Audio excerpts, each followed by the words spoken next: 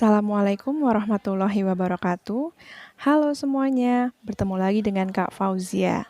Pada video kali ini, kita akan membahas tentang faktor-faktor yang mempengaruhi laju reaksi.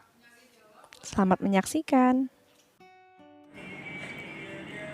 Pernahkah kalian memperhatikan paku yang berada di dalam ruangan dan paku yang berada di luar ruangan? Apakah terdapat perbedaan? Jika kalian amati, paku yang berada di luar ruangan lebih mudah mengalami perkaratan dibandingkan dengan paku yang berada di dalam ruangan. Hal ini dikarenakan terdapat perbedaan laju perkaratan di antara kedua paku tersebut. Perbedaan laju dipengaruhi oleh beberapa faktor. Pada video kali ini, kita akan membahas faktor-faktor yang mempengaruhi laju reaksi. Sebelumnya, marilah kita bahas terlebih dahulu apa itu laju reaksi.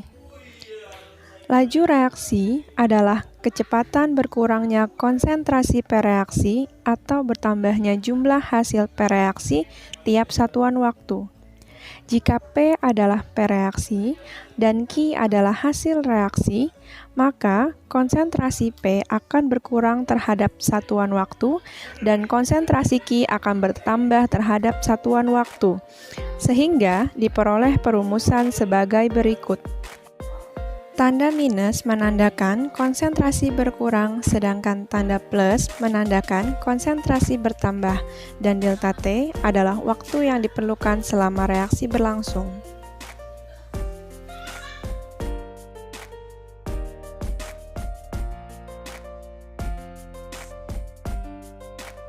Faktor-faktor yang mempengaruhi laju reaksi yang akan dibahas pada video kali ini ada 4. Pertama, luas permukaan, kedua, suhu, ketiga, konsentrasi, dan keempat, penambahan katalis.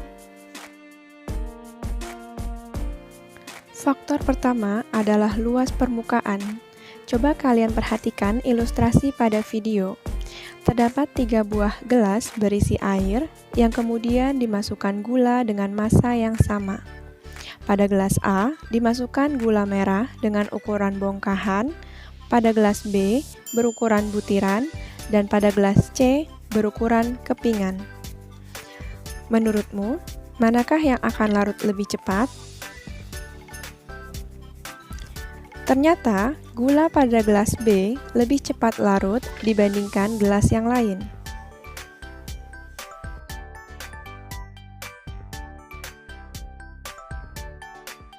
Bagaimanakah pengaruh ukuran kepingan zat padat terhadap laju reaksi?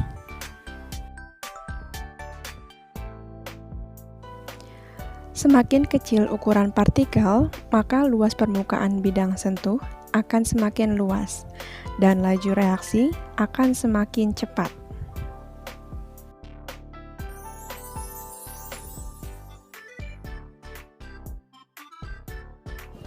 Faktor kedua adalah suhu. Coba kalian amati ilustrasi pada video. Terdapat 2 buah panci, di mana pada panci A berisi air yang dipanaskan, sedangkan panci B berisi air yang tidak dipanaskan. Kemudian, pada kedua buah panci dimasukkan gula dengan ukuran dan jumlah yang sama. Menurutmu, gula pasir di panci manakah yang larut terlebih dahulu? Ternyata, gula pada panci A lebih cepat larut dibandingkan gula yang ada pada panci B. Bagaimanakah hubungan antara suhu dengan laju reaksi? Semakin tinggi suhu, maka energi kinetik partikel meningkat, sehingga gerak partikel akan semakin cepat dan kemungkinan partikel bertumbukan juga akan semakin besar. Hal ini menyebabkan laju reaksi menjadi lebih cepat, sehingga kesimpulannya semakin tinggi suhu akan semakin cepat laju reaksinya. Hubungan kuantitatif antara suhu dengan laju reaksi memiliki tetapan atau konstanta tertentu. Seperti yang dapat kalian amati pada tabel data hasil percobaan, setiap kenaikan suhu 10 derajat, maka laju reaksi meningkat 2 kali semula dan berlanjut secara konstan.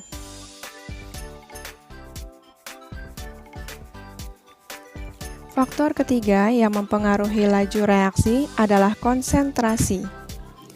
Mari kita amati dua buah labu Erlenmeyer berikut.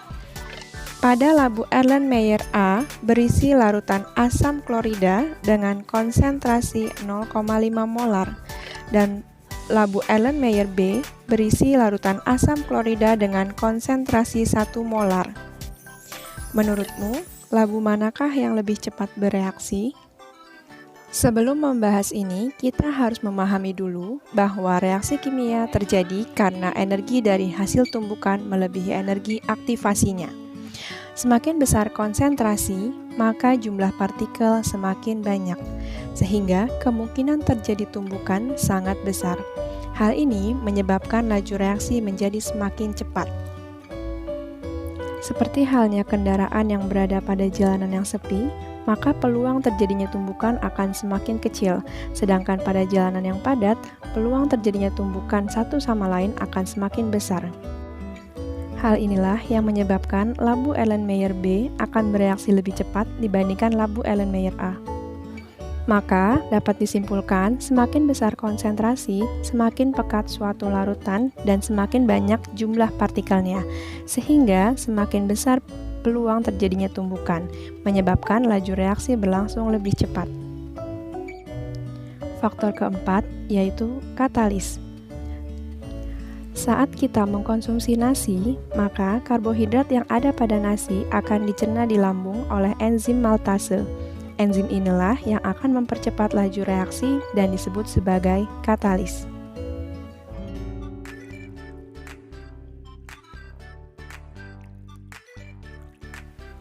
Katalis adalah suatu zat yang mempercepat laju reaksi kimia pada suhu tertentu tanpa mengalami perubahan atau terpakai oleh reaksi itu sendiri.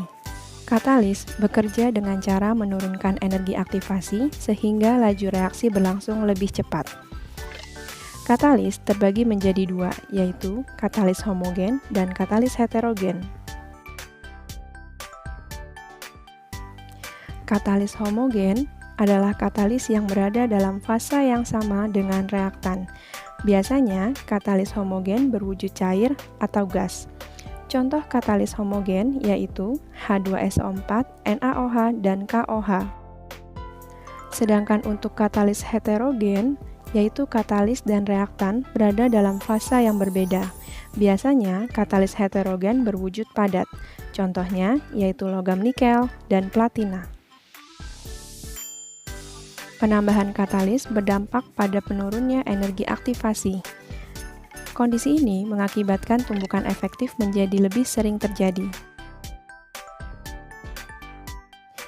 Sehingga dapat disimpulkan, semakin banyak katalis, energi aktivasi akan semakin turun, menyebabkan tumbukan efektif lebih sering terjadi, sehingga laju reaksi akan berlangsung lebih cepat.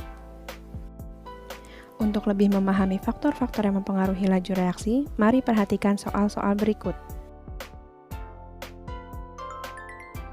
Contoh soal nomor 1. Gambar berikut merupakan reaksi antara 10 ml larutan Na2S2O3 dengan 10 ml larutan HCl pada 5 wadah yang berbeda dengan variasi konsentrasi dan juga suhu. Laju reaksi yang hanya dipengaruhi suhu terdapat pada tabung reaksi. Untuk menjawab soal ini, kalian perlu memperhatikan dua wadah yang memiliki konsentrasi yang sama namun suhu yang berbeda. Maka jawabannya adalah yang E.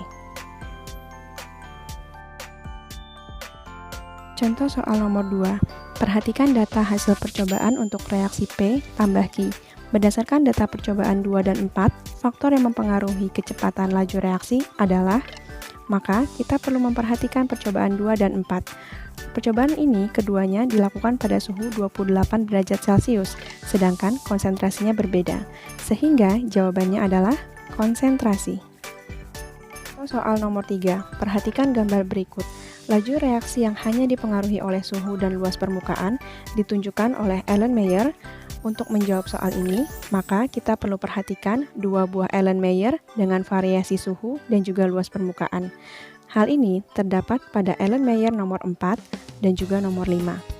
Sehingga jawabannya adalah E.